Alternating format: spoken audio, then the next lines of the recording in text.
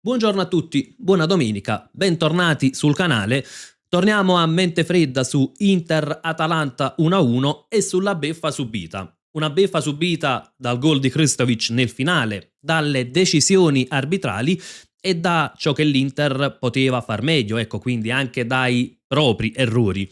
Ecco, secondo me è un'analisi che deve andare un po' su un doppio binario. In primis ci sono le situazioni che l'Inter non può controllare e naturalmente mi riferisco alle decisioni arbitrali, perché 4 episodi nelle ultime 2 partite iniziano a diventare un tantino troppi, soprattutto perché sono episodi sui quali il VAR può intervenire. E naturalmente poi ci deve essere l'altro binario in cui va analizzato ciò che l'Inter poteva far meglio. Un Inter che aveva fatto anche bene per oltre un tempo, poi però ci sono delle situazioni che vanno gestite assolutamente meglio e in cui bisogna, ecco, riconoscere i propri errori per cercare di fare un ulteriore salto di qualità. In questa analisi però io parto dalle decisioni arbitrali. È un qualcosa che non faccio praticamente mai, ecco, le lascio sempre alla fine, però sono decisioni che hanno cambiato il corso del match, decisioni che sono state decisive per il risultato finale e come detto siamo già a 4 episodi nelle ultime 2 partite, sono decisamente troppi. Iniziamo ecco con il primo episodio, il gol dell'Atalanta. Sulemana appoggia una mano sulla schiena di Dumfries. Il tocco di Sulemana è leggero, però Dumfries è già in equilibrio precario perché vediamo la postura già porta il nostro calciatore ad essere non in perfetto equilibrio, sarebbe anche in vantaggio, non avrebbe quindi motivo di lasciarsi cadere, potrebbe tranquillamente spazzare il pallone. Il tocco di Sulemana porta alla caduta di Dumfries. Su questo episodio naturalmente posso concedere il beneficio del dubbio. 9 volte su 10 viene fischiato il fallo in favore del difensore e Manganiello lo stava fischiando perché porta il fischietto alla bocca e poi lascia correre. Poi al VAR concederà il gol all'Atalanta. Posso concedere, ecco, questa situazione perché chiaramente il tocco è leggero, sbilancia Dumfries, spesso viene fischiato il fallo, però è un tocco leggero. Molto più gravi sono gli episodi successivi però. Questo è il rigore negato all'Inter. Frattesi anticipa Scalvini. Scalvini prende solo ed esclusivamente il piede di Frattesi. Non si spiega perché il VAR non abbia richiamato Manganiello all'on-field review. Perché questo è un rigore netto. Qui di questi episodi ne troviamo almeno 10 in questo campionato ed è stato sempre concesso il calcio di rigore. Non si spiega perché qui non sia stato concesso. Nella stessa azione c'è poi l'intervento di Ederson su Dumfries. È stato detto che era uno scontro di gioco. In realtà questo non è uno scontro di gioco perché qui vediamo le 3 slide. Nella prima vediamo Ederson che allarga la gamba sinistra sulla corsa di Dumfries, ostacola la corsa, poi i due cadono insieme, ma non è uno scontro. È Ederson che allarga il piede e ostacola Dumfries. Anche qui ci sono gli estremi per il calcio di rigore. E siamo a 3 episodi nella stessa partita che naturalmente vanno sommati al mano di Ricci nel derby. Ecco, 4 episodi, tutti contro l'Inter. Stiamo pagando il caso Bastoni-Kalulu. Io non vado per il complottismo, però penso che le polemiche portano sempre delle conseguenze e oggi, naturalmente, anche inconsciamente, un arbitro che va in campo sa che se queste decisioni le prende a favore dell'Inter, oppure se queste decisioni fossero maglie invertite, quindi immaginiamo un Inter che sta vincendo e che e all'Atalanta non viene concesso un calcio di rigore per un episodio simile a quello Scalvini-Frattesi, quante polemiche avremmo avuto. Se l'Inter è in vantaggio nel finale del derby al 95esimo un proprio calciatore allarga il braccio verso il pallone e non viene concesso il rigore, quante polemiche ci sarebbero state. Ecco, io su questo metto il punto, su questo mi concentro, sul fatto che non voglio pensare che ci siano complotti che devono riaprire il campionato, mi auguro che non sia così. Però chiaramente quantomeno le polemiche mediatiche portano delle conseguenze e l'Inter le ha pagate in maniera molto pesante in queste ultime 2 partite. Detto questo, voltiamo pagina, andiamo invece a vedere cosa l'Inter ha fatto bene, cosa doveva far meglio.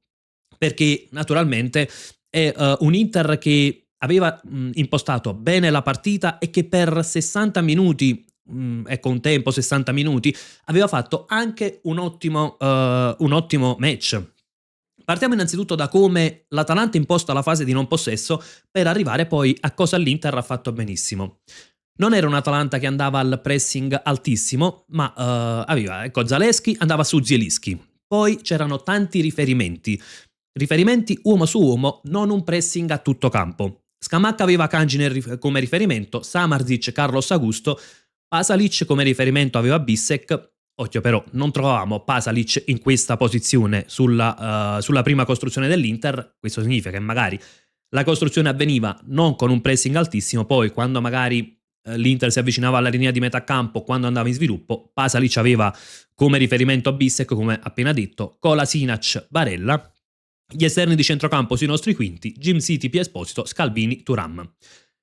Il riferimento uomo su uomo dell'Atalanta naturalmente richiedeva una mossa tattica dell'Inter ed è stato un Chivu che ha impostato bene la partita sui tanti scambi di posizione. Prendiamo per esempio Zielinski, che era quello che veniva maggiormente pressato. Ecco, Zalewski lo seguiva, anche andando un po' fuori posizione, però seguiva Zielinski. Cosa abbiamo visto fare? Non solo si abbassava, ma è stato un Inter che ha portato tanto movimento. Di Marco andava spesso all'interno del campo, quasi ad agire da mezzala o da trequartista. Non un qualcosa di completamente nuovo. Quello che è stato diverso è che a volte c'era Carlos Augusto che avanzava e Zielinski che si abbassava, ma molto spesso abbiamo visto questa situazione. Carlos Augusto che rimaneva basso e Zielinski che invece si allargava. Ecco, questo movimento di Zielinski che lo abbiamo trovato spesso largo sulla corsia esterna, a volte si andava dentro sulla tre quarti con Sucic che rimaneva un po' più arretrato, un po' più centrale.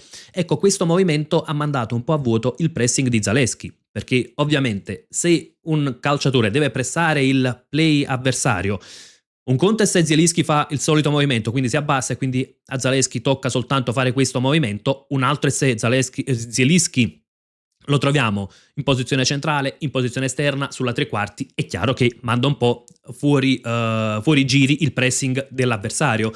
Ed è stato un Inter che ha fatto tanto movimento, come detto, anche negli altri uomini. Di Marco spesso avanzato, magari Zielinski largo, Sucic lo abbiamo trovato sia in posizione più avanzata, a volte sul centro-destra, e anche sulla destra abbiamo visto più di una volta magari Dumfries tagliare verso il centro, Barella a dare ampiezza, oppure Bissek a dare ampiezza.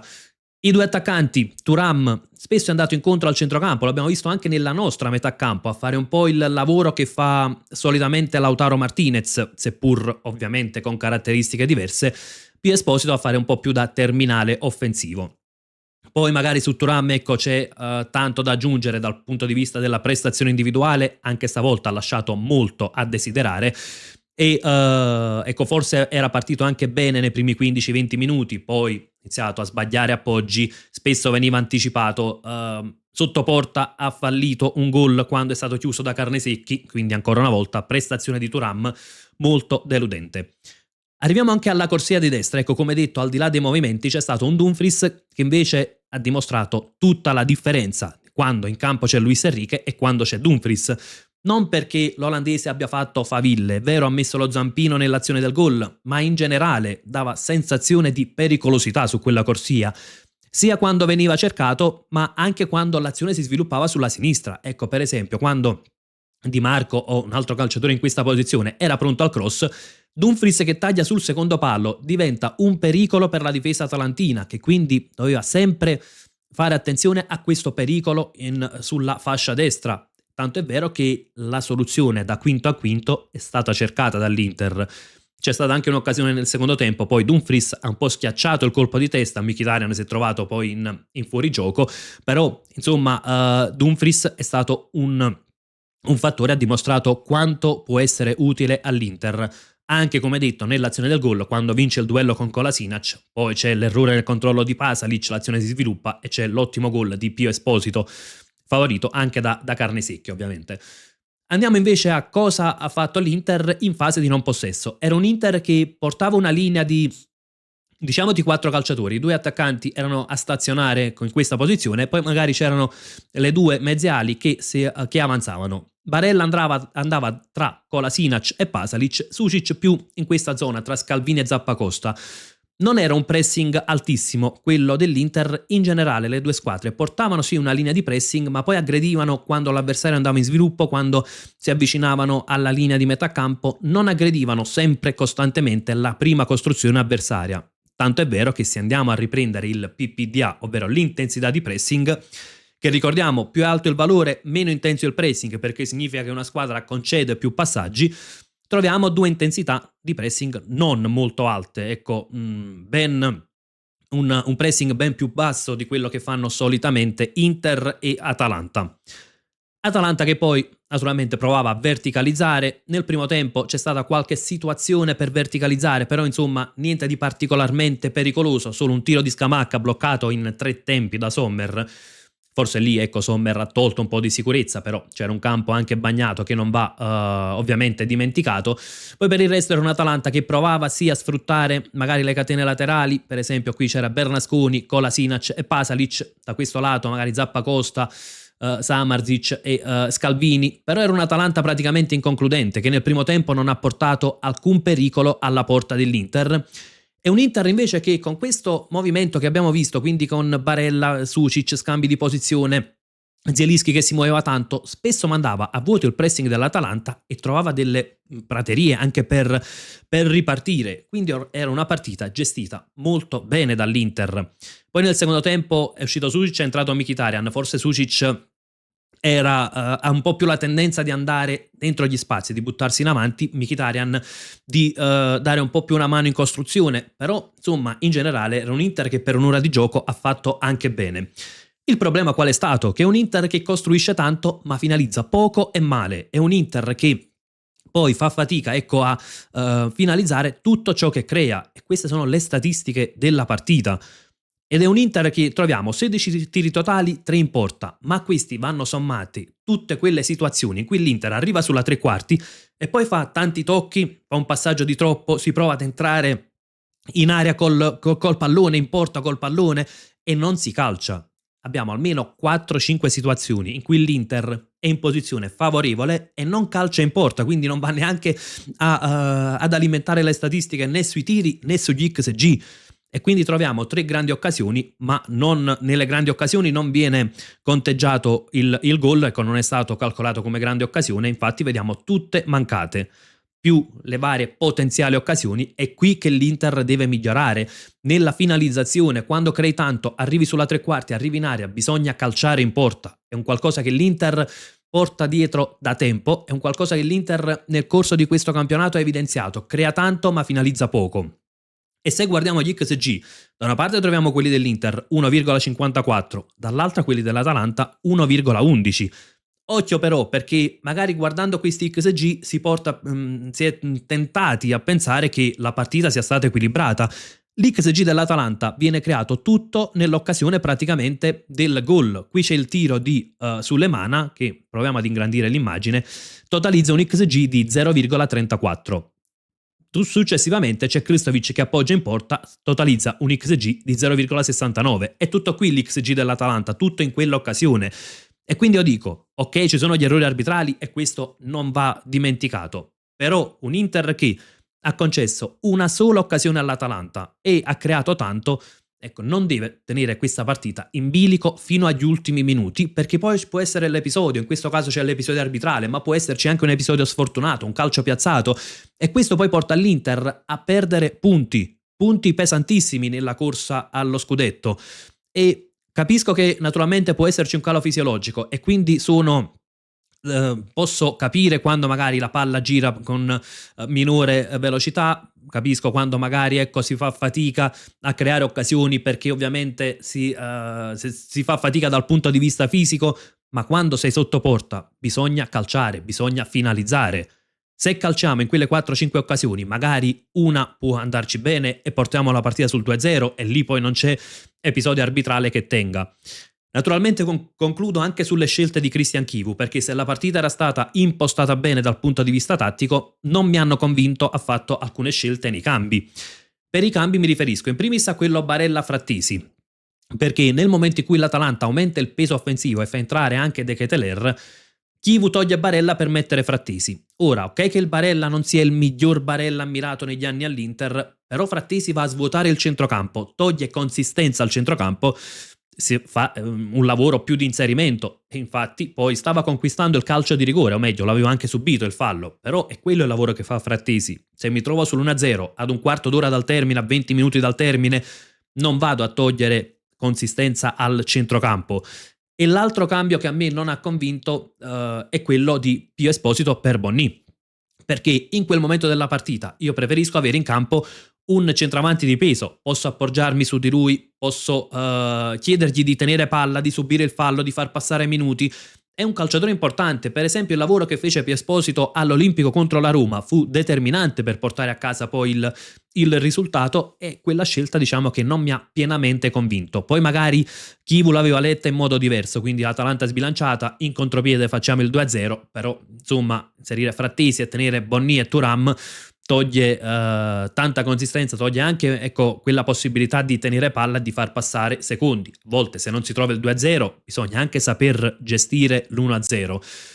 Luis Enrique che entra in campo invece al posto di Di Marco penso che sia una scelta più dovuta alla condizione fisica e quindi a salvaguardare un po' Di Marco che le sta giocando tutte, però abbiamo visto Luis Enrique anche sulla sinistra, insomma non ha lasciato il segno, quindi non è un problema di corsia.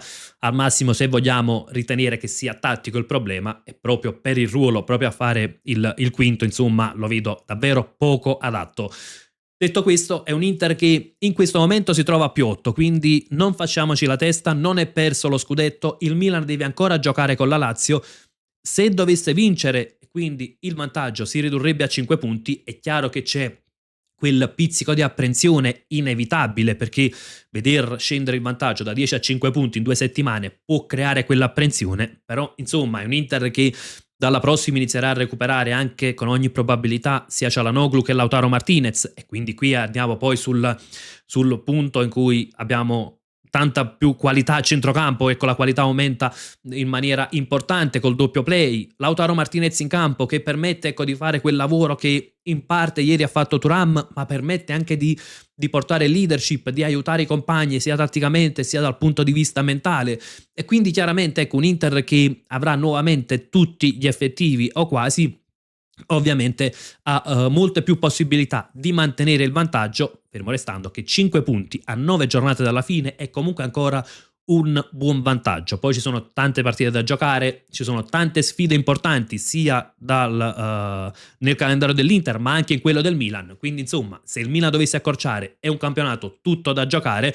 però con un buon vantaggio, e ripeto non consideriamo perso questo scudetto, auguriamoci soltanto che le prossime partite siano regolari e che non non torniamo a commentare delle situazioni tra arbitro, VAR, perché un episodio può essere casuale, il secondo fa accendere già una spia, un campanello d'allarme quando iniziano a diventare 3 o 4 in 2 partite.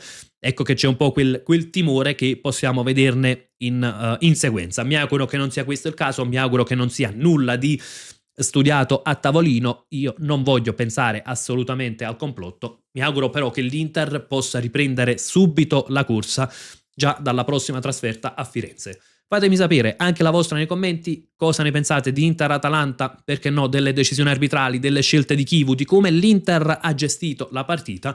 Insomma, come al solito, confrontiamoci nella sezione commenti e come sempre io vi lascio con un gran bel Forza Inter!